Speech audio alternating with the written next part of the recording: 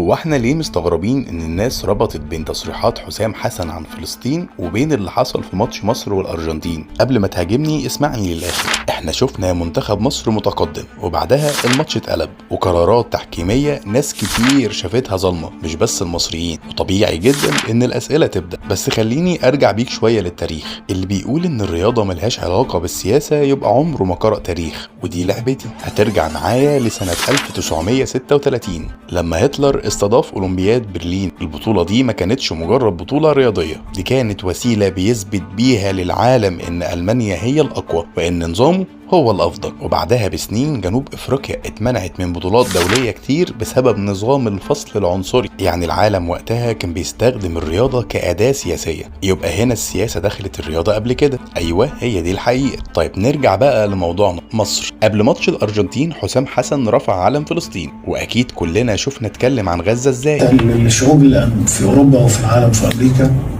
لو في حيوان حد قاسى عليه أو أذاه بيطلع حقوق الإنسان وحقوق الحيوان وحقوق الدنيا كلها.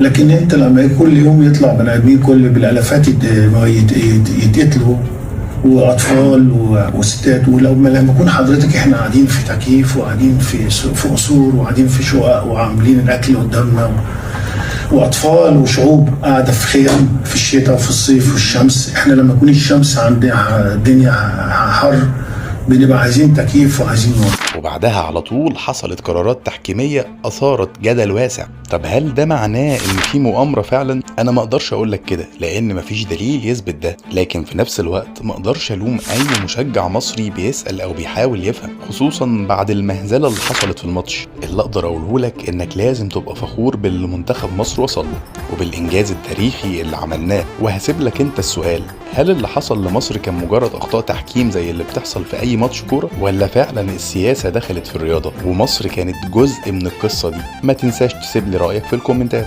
وأهم حاجة ما تنساش اللايك والفولو علشان تعرف تاريخك مع أحمد عبده.